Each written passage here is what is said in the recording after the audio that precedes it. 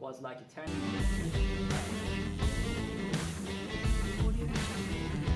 Hi everyone, my name is Siamak and this is my Geosynthetics podcast. So in this episode, as you can see, I have a guest, Andy Warwick is my guest today. Thank you, Andy, for spending time with us here and talking to me and my audience today. Oh, thank you for the introduction, Simon. No worries, thanks. So Andy, I know you from geosynthetics industry, been involved in the sales and also technical side, and I know you have a lot of experience from all over the world and been in Australia for a while now, so you will tell us the details of that. Let's start with your career, if you like, just a brief, and where you started, how did you end up in geosynthetics industry, and how much travels you've done in the past during your career. Certainly, thank you. I guess I started in geosynthetics because I had a bit of a passion for civil engineering, driven by my father actually. Okay. I watched him build roads, I watched him build bridges, and then I watched him take a carpet manufacturing machine, convert it into a non-woven geotextile machine, Okay. and gave birth to Geofabrics UK Yep. on the back of that. So I always had a bit of an interest and curiosity about it all. So in the end, I joined Geofabrics UK, worked there for approximately 5.5, 6 years. And in that time, my whole mission was expanding international growth. Sure. So they were very established in the United Kingdom. Europe is a tough market. There's a lot of competition in Europe. But the Middle East was developing, India was developing, Asia was developing, and that was our core focus points, as it were. And we did very well out of it as the whole world turned to Dubai. Yeah. We decided to turn our attention to Abu Dhabi and Qatar instead, and Jordan. Sure. And we found that actually we did really well out of that. So yeah, that was a really good journey. It was all the distribution style model though, and working with consultants who were predominantly American or English, predominantly out there, and Australian too. Yeah. And the clients were naturally all locals. Yes. On the back of that, it was non-woven geotextiles and some drainage composites, so it was a little bit limiting. And so Fiberweb Geosynthetics approached me and I transferred to them. And they were a much broader non-woven company, not just geotextiles. It was hygiene, filtration, automotive, aerospace, and geosynthetics. So it was quite attractive. Predominantly just the Middle East initially, but over time expanded to Africa, expanded to Asia, Australasia, and in between all of that, we commissioned a new manufacturing plant over in India. Okay.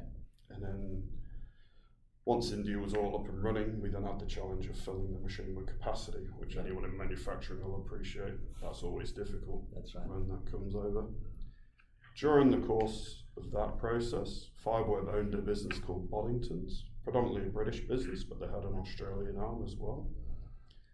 During all of that transition, Fiberweb sold Boddington's to the Tapex Group, and subsequently I got to know the Tapex Group and they wanted to get into geosynthetics as well.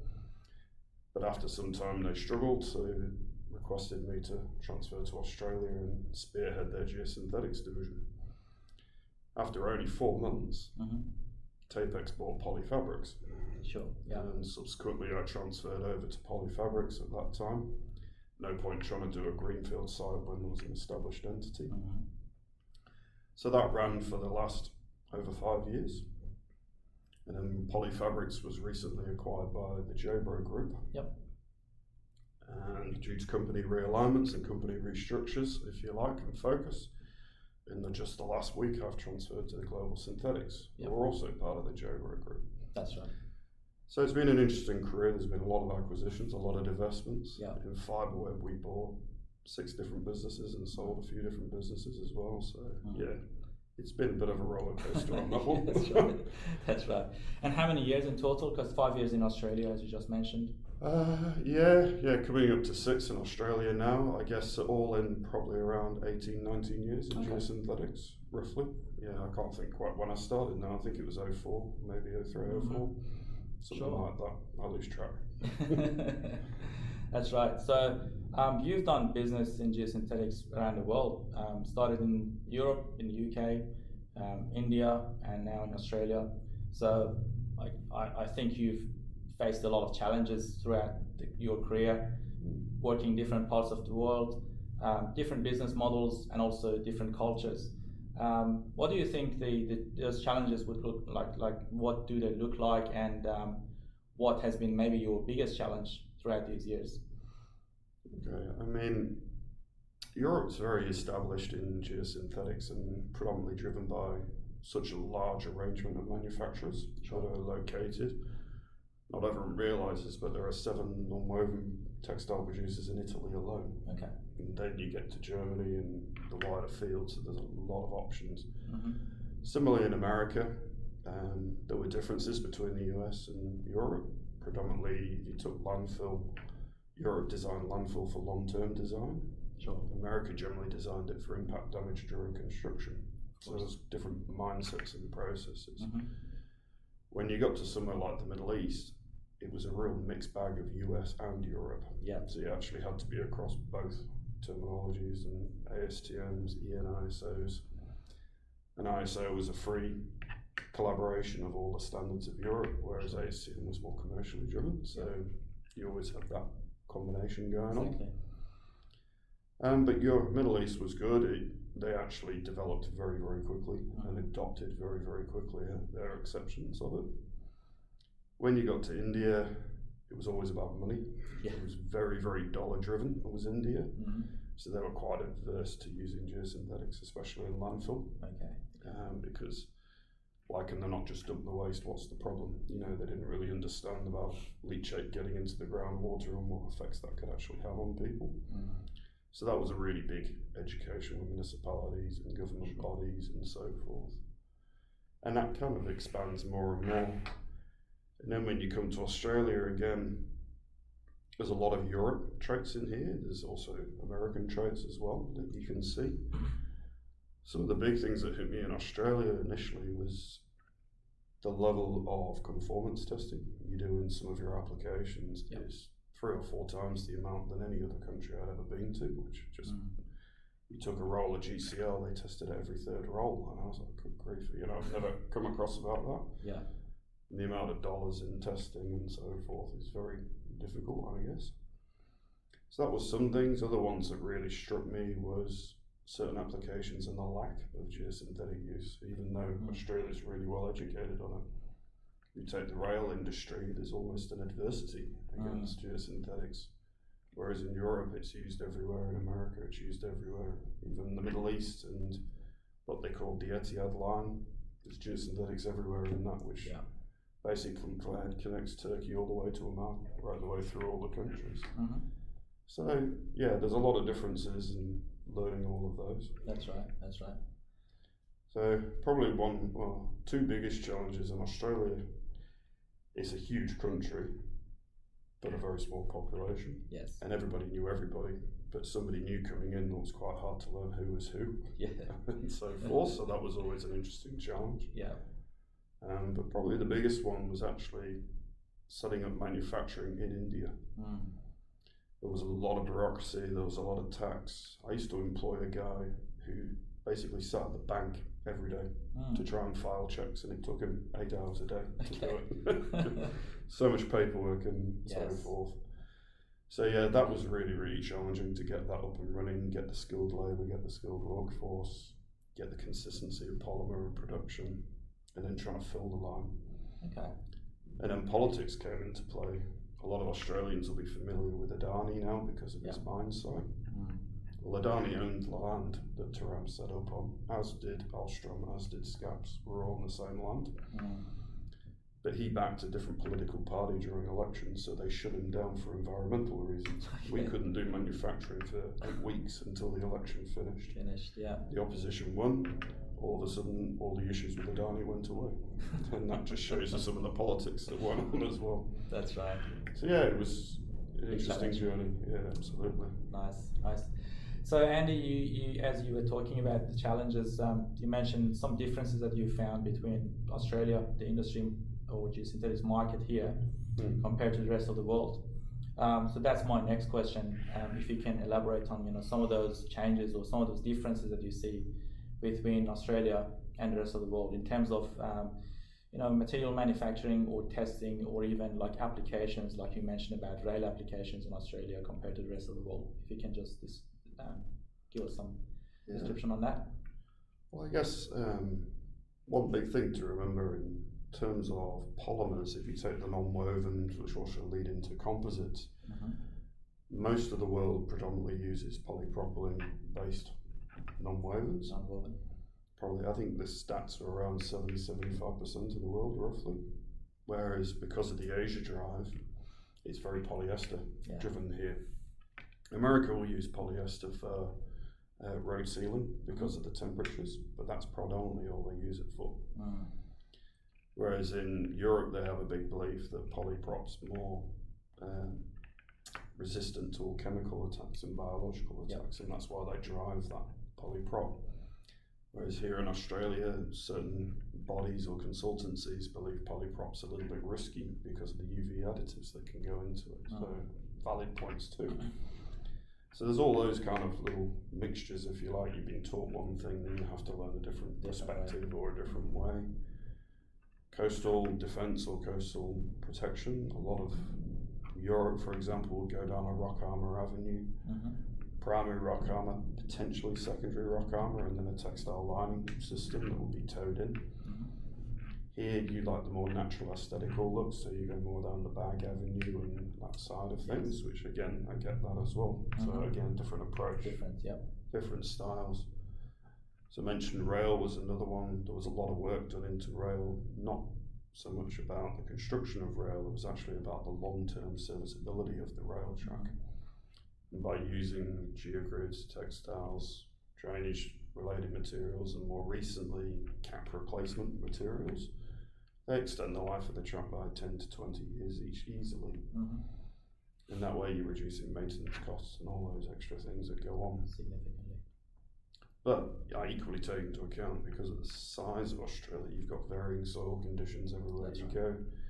You've got a massive variety of waterfall variation. You know, monsoons up in Northern Territory, you get your storm seasons in Queensland.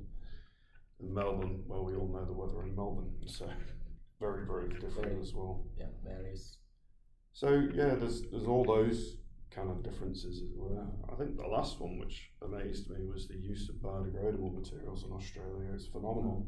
You know, outside of India and close nations, it's quite small. Whereas it came here, it was absolutely breathtaking how much gets used here. Natural, biodegradable, environmentally friendly, so I understand why people use it. And I would say Australia's led the way on that one, and Europe's been left behind on that one a little bit. For a basic erosion, not for permanent erosion or long term and those kind of things. So yeah, there's all those varieties of things. That's right. I know erosion control, sediment erosion control was one of the topics that you guys have been talking about recently, and it's a very, very interesting topic. Also, you mentioned about the rail industry. What differences do you see in the rail, and what do you think, like, is there any need for more work in the rail industry and use of geosynthetics in that industry in Australia? Oh, I think there's a tremendous opportunity in Australia to use it. I think the hardest thing is people are adverse to making the change, because it is a train, it's got people on it, or it's got very expensive minerals on it. So they're very nervous about making changes. So if you talk to, let's say, the country rail organisations that are out there, well, they're nervous to make a change and they want somebody else to lead it. So then you talk to Sydney or Queensland or Victoria, and again, they're a little bit apprehensive and they want a university to make the recommendation. And the whole thing just spins around in circles. Nobody makes the decision. So I know other companies have done it in the past. Polyfabrics was in the middle of it, and Global and Geofabrics. They've all done all of this kind of work. It's work really with the academics and the universities, who are, some of them, very highly regarded, prove all of this works, and then take that to the design bodies and the bodies making those decisions. And then you can reduce your gravel, which is a massive, or aggregate and ballast, which is a massive issue for inland rail, because there's not enough natural ballast for them to build inland rail.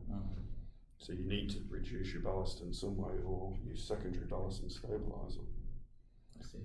But by using geosynthetics, they could actually get away. They can build it. They can make it work. So it's things like that, it's thinking outside the box, and then you reduce truck movements, carbon footprints, environmental, all that stuff. There's so many other benefits that go with it. So it's a lot of education, but you're educating a market that's slow and cautious to be adjusted. That's right. And you and I have been talking about like education and the need for it, not just for the industry and the engineers, but also at the university level for the graduates, so they know about these applications and how helpful these can be when they graduate and start their career. Absolutely, it's and this is worldwide. I mean, in the UK there were predominantly only 2 universities that would educate about geosynthetics, and on a 4-year course the education was 1 week. That's right. That was it. Yeah. I know America was pretty similar. Germany, Europe, most countries over there were similar. Since being here in Australia, it seems to be a similar scenario again. It is, yeah. So I know that, well, there's different avenues. Manufacturers can go in and educate universities if they want, guest lecturers, but again, you're talking a 2-hour lecture on a 4-year course, so it's still very limiting what you can achieve. Yeah.